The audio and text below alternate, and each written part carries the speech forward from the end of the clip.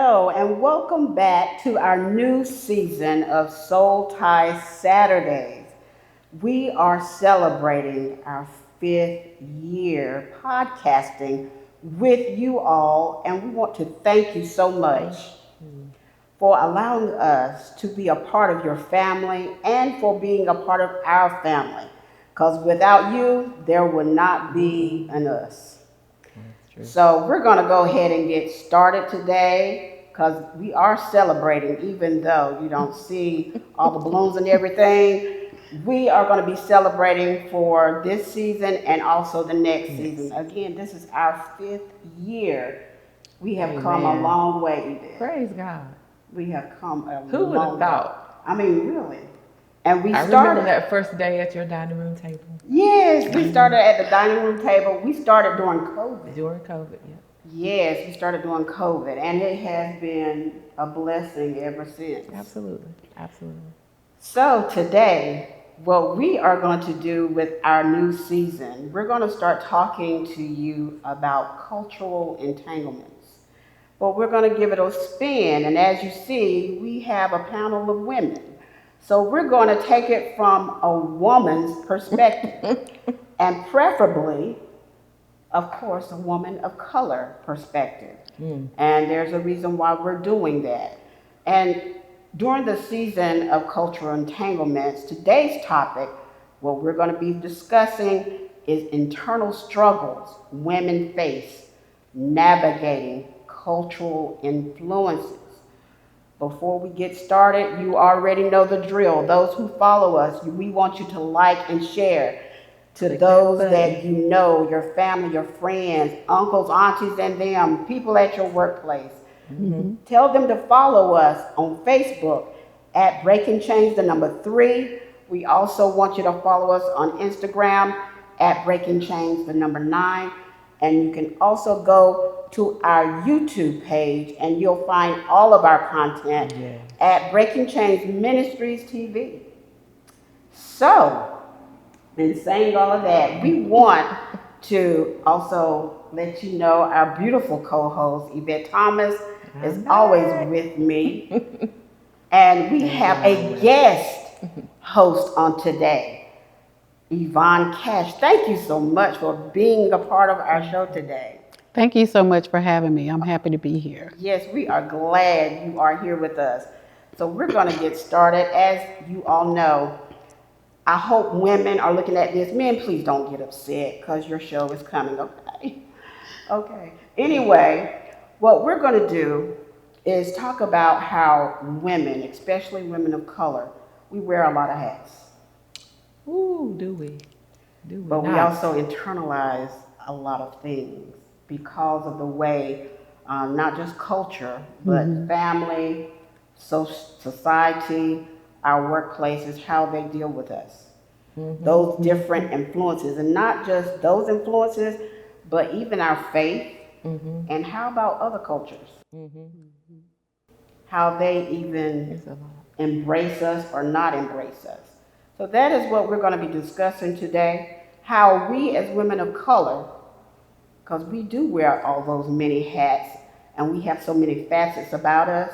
A lot of times we don't even say how we really feel. We just compress it or compartmentalize it and we keep moving because that's who we are. So today I'm gonna start off with a question, women. Y'all All ready? right, we're ready. Y'all ready? Yeah. Mhm. As you know, we do deal with a lot of challenges. And I did mention as far as us internalizing a lot of things Absolutely. that we go through.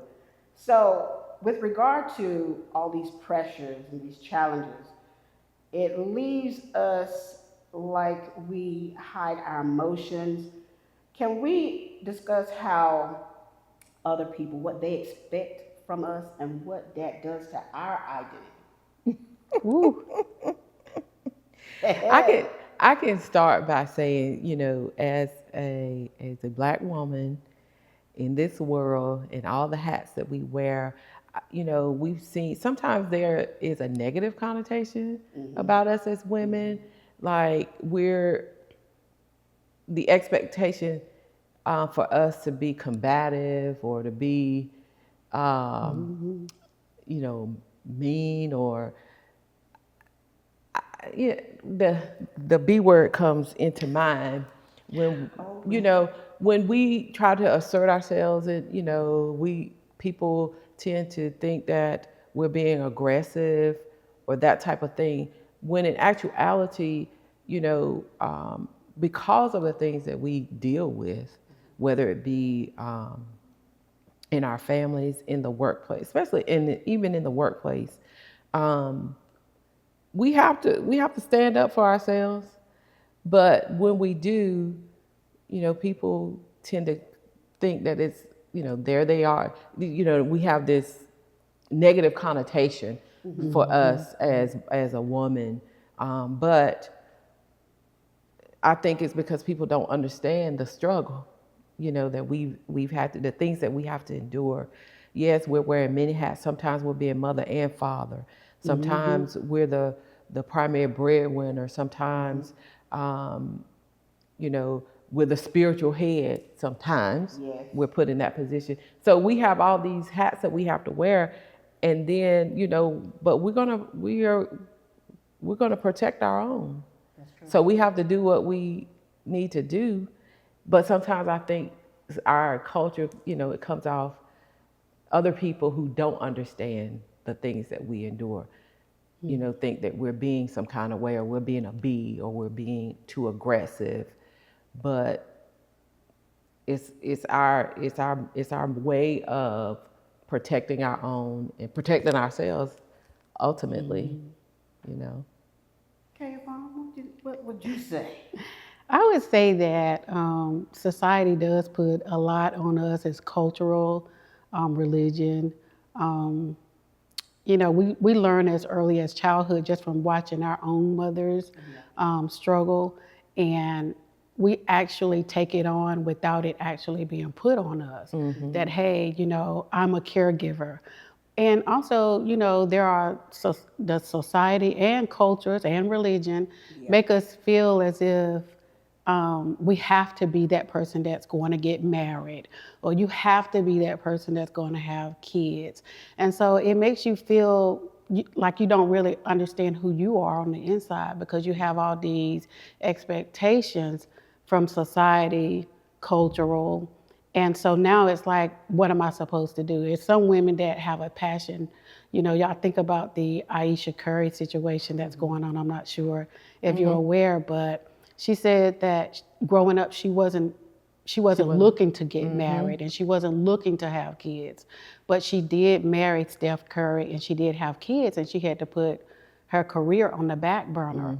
And so now she gets a lot of strife from other women and men who are saying, oh, you never wanted to be married, you never wanted to have kids, how dare you say that? So you can't even really kind of speak your truth when it comes down That's true. to how you feel as a woman pertaining to marriage, we do put a lot of pressures on each other. Yes. When are you going to get married? When are you going to have kids? And that's one of the things. And I think we as women have to stop doing it to each other as well. That's so That's You true. true. know. That's true. Ooh. Well, I'm gonna go here because we have all these stigmas attached to us, and some can, be positive, negative. If that makes sense. Yeah. Hmm. Yeah. Hmm. Like, that's a strong black woman. Okay, yeah, but then that could be a negative too, Yeah. Yeah. because Yeah. it's almost like they don't want to deal with. She had like she can do everything by herself. She don't need a man. Hmm. That's number one. Or as you said, confrontational. But let's go all the way back. How I know I'm not trying to be like that, but we might as well go all the way back to our ancestors as far as how Hmm. they used to call mammies. And Hmm. and I hate to say this, because she cooks in the kitchen having babies and taking care of master's children. I believe some of that kind of was ingrained and came down the line to even some of our generation because of the simple fact you have women that do have children, they're single mothers, and you have society, sometimes family, and even church, even though they may not say it to the face, they may speak about it behind the back. Welfare mothers. Mm-hmm. Mm-hmm. Oh yeah, come on. Mm-hmm. Like that, it may took welfare to help them so that they can provide For for their child or whatever. You Mm-hmm. don't know the situation, but they want to judge you on what you have, what you did, and even going back to mammy, Mm-hmm. the mammy. Of Mm-hmm. course, the most mammies that we see, Mm-hmm. they very dark skinned with red lips, with a thing on Mm-hmm. their head. Even the angel mama. Come on, let's go there. The angel mama syrup, even though it's Mm-hmm. good, but y'all know y'all were wrong. Y'all were wrong messing with us like that. Mm-hmm. And it makes a woman of color kind of feel some sort of way, like she's not beautiful enough, Mm-hmm. she's not good enough, that she's only good for this type thing. Mm-hmm. And I'm glad you brought up as far as the voice, not being able to speak our truth, and then the community, even especially faith-based. How many women minister? Oh, I don't know if women should be preachers or ministers. Mm-hmm. Mm-hmm. And you don't see that a Mm-hmm. lot. Well, I don't know as far as the Caucasian Mm-hmm. culture or other cultures, but I can say it's been told and said in the African American culture. It's kind of split. That you can teach, but I don't know if you can preach or whatever. Mm-hmm. All these connotations, negative connotations, and we suppress it and we internalize it, and we still have to keep moving on. Cry at night or whatever we need to do to get it out, Mm-hmm. and still be mothers, still show up for husbands, Yeah. show up for children, children, grandchildren, show up for friends and everything. Now, that's probably the only time you can release if you have a good friend. Mm-hmm. That's true. And that's a good reason why we should not be putting each other down Mm-hmm. as women, especially women of color. We should not be putting each other, because we deal with so much. You don't know another person's struggle. Why even judge? Right. Why even? Because you don't want them to judge you in that way. At We all all. need to be helping each other, and that's a big thing even today, as far as women bringing each other down Mm-hmm. and using, as you say, the B word. Mm-hmm. Why are you calling somebody a dog? I don't even. Right. Oh, that's something. No, that is not. No, that a bee is a dog. We don't need to be calling each other something that we're not. we are not. That is so true. Not even like in I know in the younger generation, that word, because in our generation coming up, we didn't use that type of language at all. It was shunned, it was taboo. But to hear younger young women call each other that in play and in jest, that's just like, in days of old, you didn't hear people saying the N word, but then now, they put it in music, they put it. So, while we progress, we don't want to progress to a point where we're speaking, because our words have power, that we're speaking negative over ourselves. And that word has even in jest, it still has a negative connotation. So I'm not going to use it when I'm talking to you. This is my best friend, this is my sister. I'm not going to use it when I'm Right. referring to you, because I don't see it as a positive thing at all. And so, but then if somebody say it and it's not in jest, then we Ready to fight. ready to fight. Yeah. So we have to be careful that we don't use even those negative terms to speak about each other, not even in jest. Not even playfully.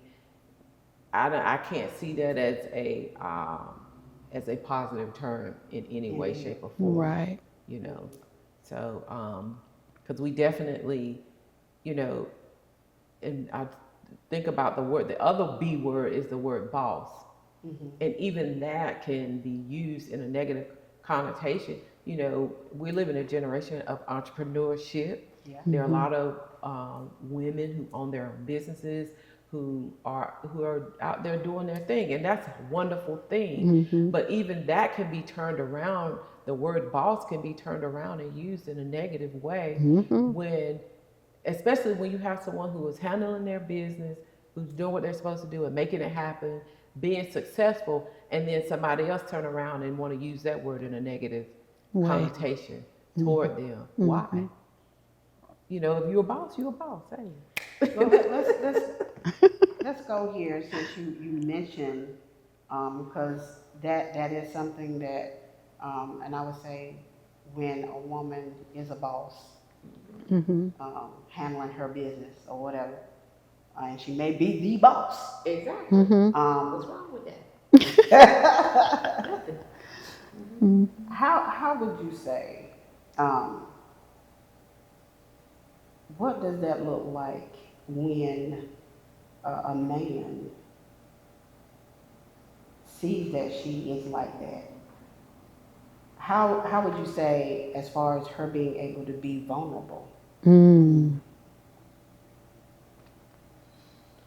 Because when and I say that because most to me when I mean we say we boss, all of us boss. I'm a boss. I just want y'all to know. Don't I'm get it just, twisted. I'm just kidding. Don't get it But not. twisted. All of us are people. Yeah. But it's also to me it's an attack too, because a lot of men use it Mm-hmm. to kind of like, oh, she's a boss or she's the boss or whatever. And they Um, put the two together. A boss, you know. Yeah. to me, it's an attack. To me, it's an attack on the vulnerability of a woman that she cannot really Mm-hmm. be her authentic self and still be the boss. Right. Mm-hmm. It's almost Yeah. like she's ironclad. Mm-hmm. Uh, am I the only one that think like that? Mm-mm. And you think about it, if you go back to, everybody, you talk about the Proverbs 31 woman, she was a boss. Come on But now. she was a vulnerable, she had both characteristics. She handled her business, but Mm-hmm. then also she had there you could see that vulnerable side too, because she had a husband, Hmm. Hmm. and she was doing all the things that she needed to do to take care of the family unit, Mm-hmm.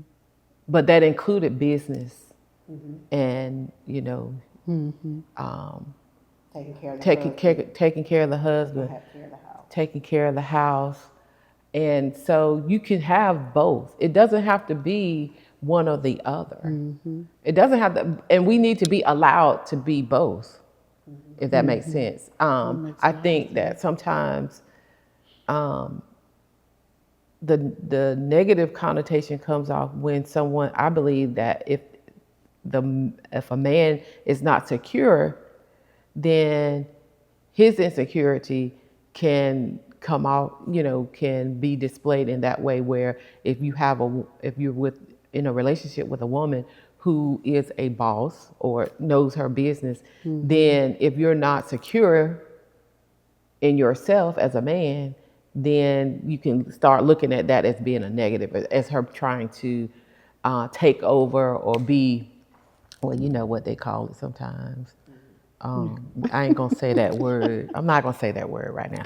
But why can't we do both? Why can't we do both? That's what the Proverbs woman was doing. She was doing both, supporting her man and holding it down. She was holding it down. Mm-hmm. And my thing is, men don't get it twisted. If you have a woman that is a boss holding it down, you should be. That is your trophy. Mm-hmm. She is your prize, the apple of your eye. If she is like that, trust me, she has your back, and you need to be smiling. Mm-hmm. You really need to be smiling, gloating, everything. Not that she cannot be who she is with you. She's not trying to be the man or take the pants off Right. Mm-hmm. of you and put them on her. That is not what she's trying to do. Now, let me go here. Let me Yeah. flip the script. Yeah. Women that try to act like they are the man, y'all need to sit down. You out of Mm-hmm. order. I'm just gonna say it. You're out of order. I don't care if you're a woman, a African American, whoever you are, a Latino, whatever, you're out of order. You do not have to. You don't have to control everything. And that goes both ways. It's not about um, anyone controlling anyone else.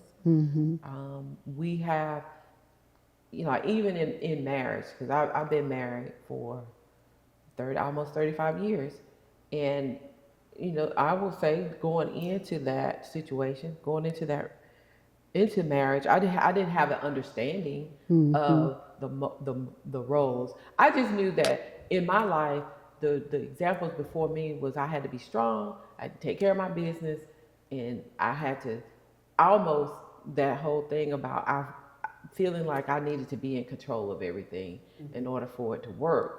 But over the years, I have learned that it does not have to be that way. We both have roles that support each other. Right. And coming into knowing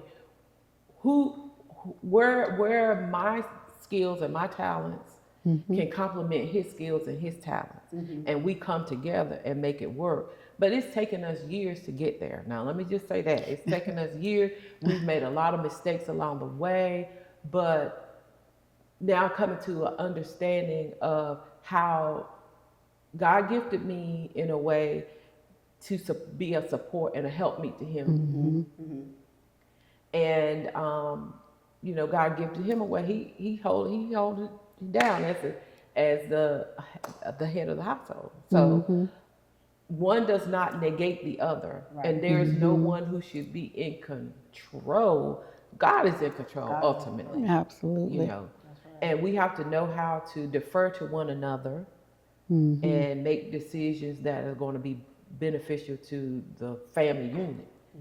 But let me just say it again, it took us a lot of years to get there, a lot of mistakes to get there. But just really understanding who I am and not, sometimes we can get it in a relationship, whether it could be a husband and wife relationship, it could be a friend relationship, but lose ourselves because of the dynamics of the relationship and not really fully understand.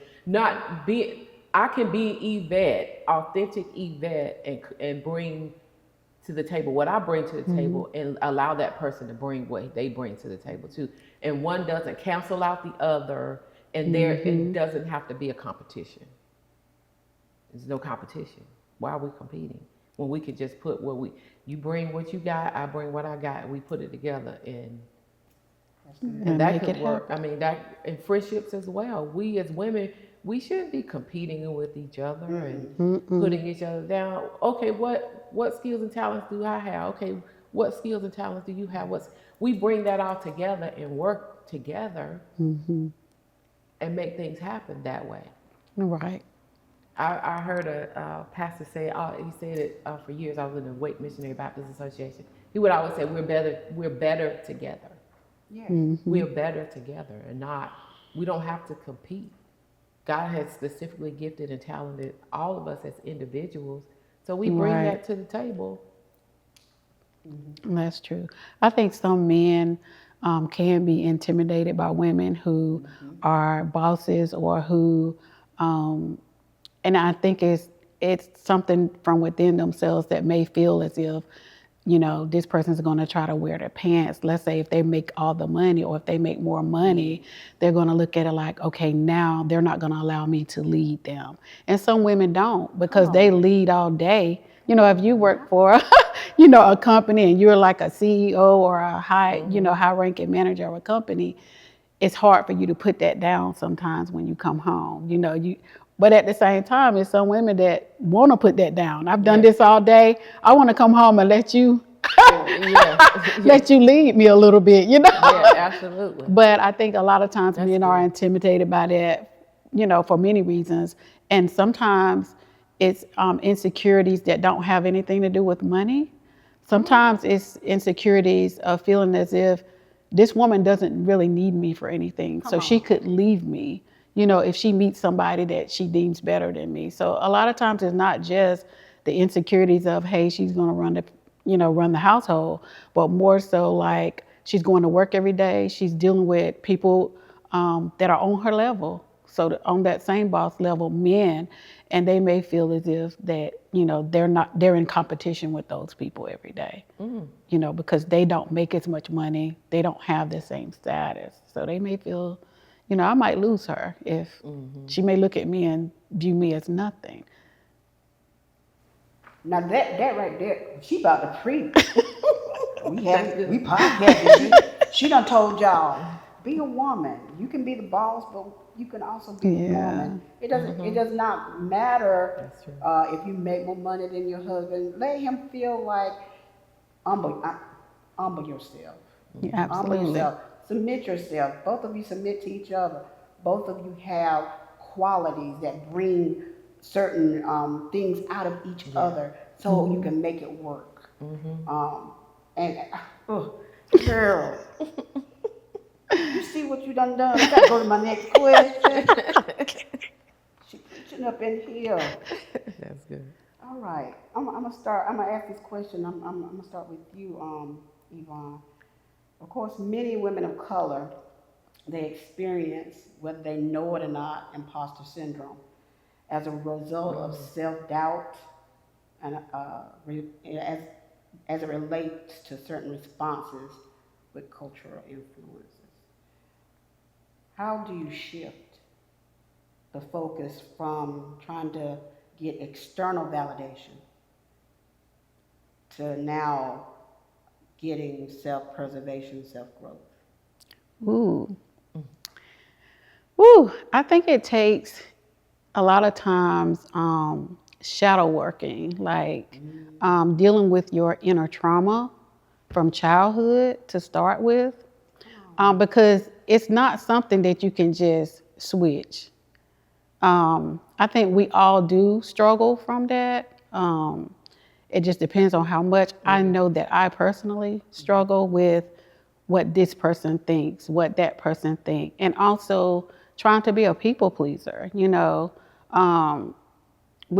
We all go through struggles of trying to look a certain way, or we get up every morning and put on a mask that's not really us, and just you go into society and say, "Here I am," but it's not really you. You left you at the house. You know what I'm saying? Wow. And so- but That's good.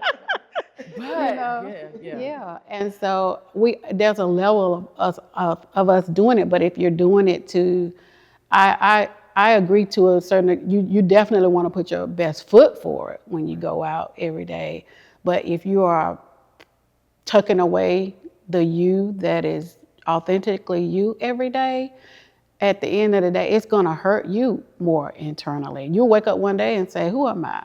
Who am I? And how did I get here? Wow. That was my next question as you were talking.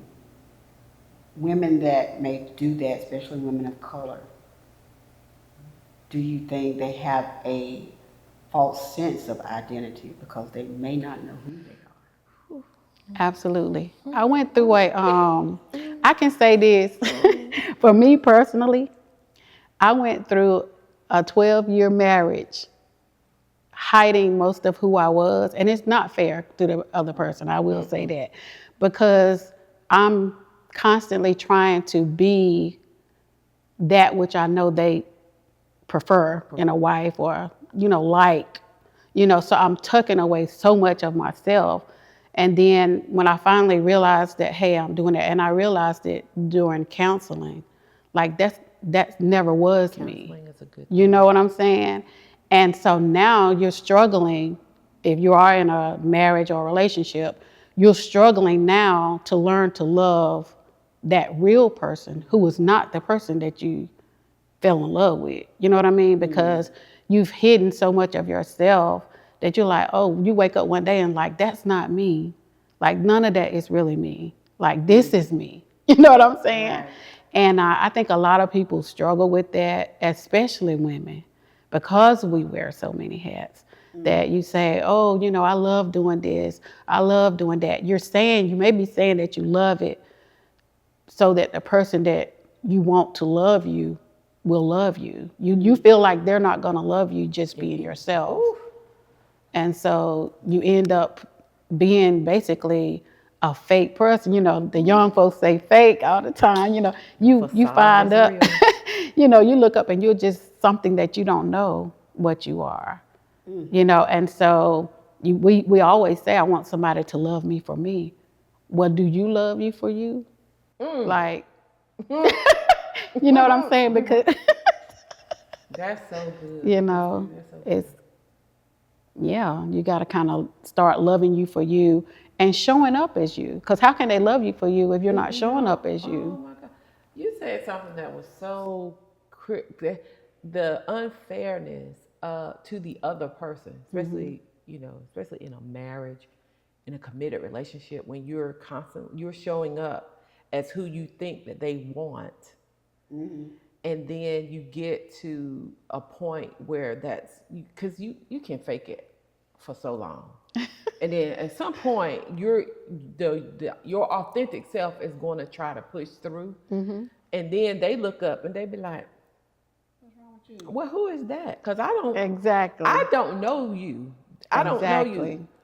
And I can say this, being married as long as I have, I can say I was guilty of that. Yeah. I thank God. I tell anybody, just was at a women's conference, and I was telling the women, I consider my marriage, the fact that I'm still married for over almost 35 years, a miracle.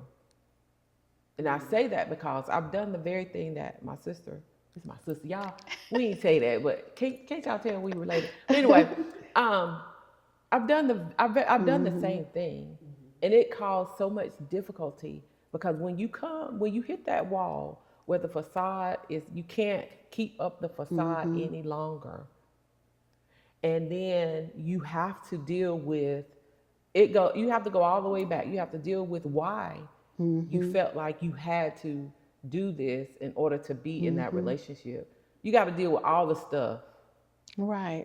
I started asking the question, why am I like this? And there's a woman who wrote a book. I can't think of her name right now, but I have the book about why am I like this?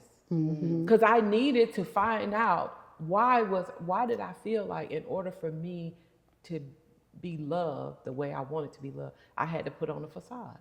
And when the facade came down, thank the Lord it did. Yes, the facade can come down, and you can survive. It made for some difficult times in my marriage. It made for some difficult conversation because I've been presenting one thing for years when that really was not who I was. They gotta learn it all over. They gotta They learn. do. It's not fair. It's not Yeah, fair that's to true. them. It's not fair, and it takes a lot of work and a lot of prayer. Right. It takes a lot of work and a lot of prayer to navigate that because then that person has to relearn who you are, and then because basically then they have to make a decision. We have to Yep. decide Yep. if we can continue on together because is this the real you, the person that I want to be with? Right. It's that deep and it's that serious. Right. I thank the Lord. All right. I thank the Lord. Well, I hope women in our viewing audience, I hope you all got something out of this. Men, if you're looking, I hope you saw something and heard something that you got something out of it from our panelists on today. Because this was good and it can go on because it's not just in marriages and relationships. It's also how we show up for our kids, how we show up for our friends, our other extended family, our work, in politics. Come on, Jasmine Crockett, and come on, let's go there. Yeah. She's standing up, the voice is speaking. She is showing up, taking care of business for a culture. Absolutely. I mean, And for taking real hits yes, because her voice, because she's a black woman and she has a strong voice. and there's other women of influence that are dealing with cultural difficulties, hitting them left and right, and they're Absolutely. standing. Your workplace, because Let's get real. Yes. The woman might be a boss. The woman of color may be a boss, and she may be the boss, but she's still not being paid as her counterparts. Well, True. I mean, that is still going on today. Absolutely. I mean, I do believe we're only getting 82 cents a dollar per dollar yes. to what our uh, men of color are getting, and they're getting less than other cultures are getting paid. Come on, it's still here. We don't Yes, need to it's be here. crazy. It's still here. It happens.